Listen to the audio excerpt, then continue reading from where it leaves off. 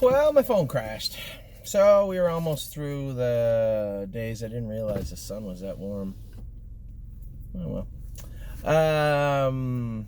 Where were we? We were at Stacy Hanover. Now I said I was just starting to say that Stacy Hanover. We did put her on a little marquee only because I don't know whether it's growth, that little choppiness she can get into once in a while, or whether there's something else going on. I guess it's not that hard to find out. At least not that hard to turn over that stone. So we're going to take 2 tubes of marquee and treat her over the next 2 weeks. See if she looks better. If she does, that's fine. And if she doesn't, then that's that stone over and unturned. So that stone turned over. So Stacy Hanover's been good. Won her last 2 or 3 trotting sets. Looked really good when I went with her last week. Steve went with her yesterday. She looked good again. Just going to keep an eye on her in the next little while, but very happy with what I've seen so far. Sunshine in May continues to get better and better as far as behavior-wise, following. I think Kevin probably cut her loose one of these weeks. She looked really, really good finishing upper mile the other day. Very happy with her. Surreal Love was great yesterday training and very, very good in his training set last week. Harry said first time in a little while. He hasn't been a little pinchy. We took the winter corks off him, I believe. He hasn't been a little pinchy and finished up real strong. So Surreal Love is a horse that, if you remember back about even 6-7 weeks ago, I'd gone with him 3 weeks in a row and I thought he was really, really good. We've just been protective of him, and Harry's done a great job with him. Sweet Ambitions, let's say she's a little lackluster, but still doing her work well. I just expect more of her, and I suspect as we get closer, she reminds me of one of those horses when she sees the starting gate, it'll be game time. I hope so. She does her work well. She trots well, and seems to be fine in every regard. Just haven't seen that killer instinct out of her yet, but I suspect that will probably come forward when we get her to the races in hopefully June.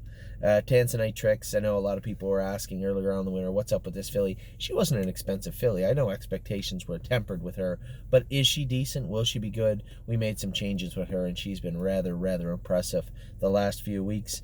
That's My Girl. James Wentworth the other day said this is a very, very nice filly. Sat third, bottled up the whole way, moved her over into the middle of the track, and gone. She looked very, very good. Really impressed with That's My Girl. Really happy to see how she looked the other day. The Fat Cobra keeps getting better and better and better. His ears are up now. He likes his work.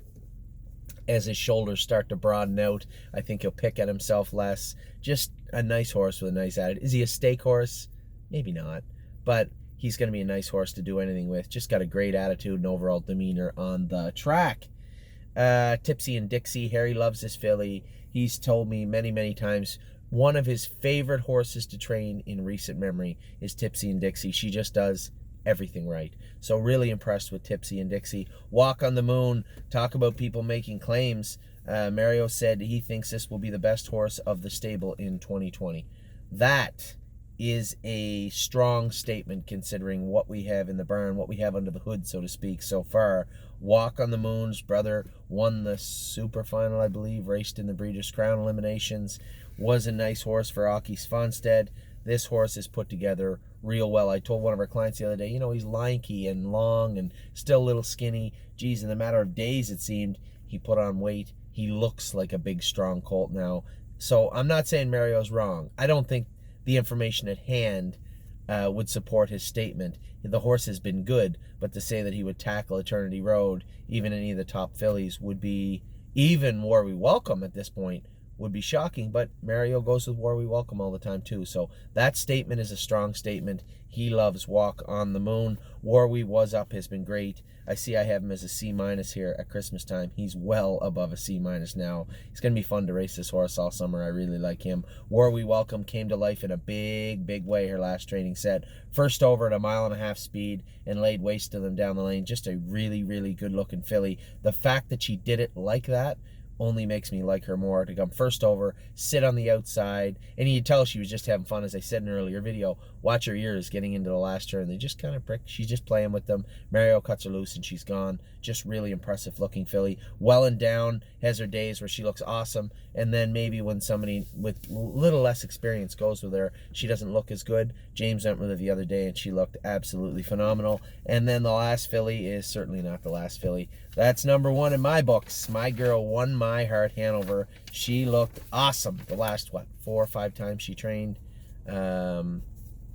She made a break on Danny. I shouldn't say it. Made a break on Danny 2 weeks ago, but has been lights out for me. I really, really like her. Amy trained her yesterday. I said, you know what? She's like, oh, I'm busy. I'm running around. I said, honey, you go out and train this filly because she's a sweetheart to go with.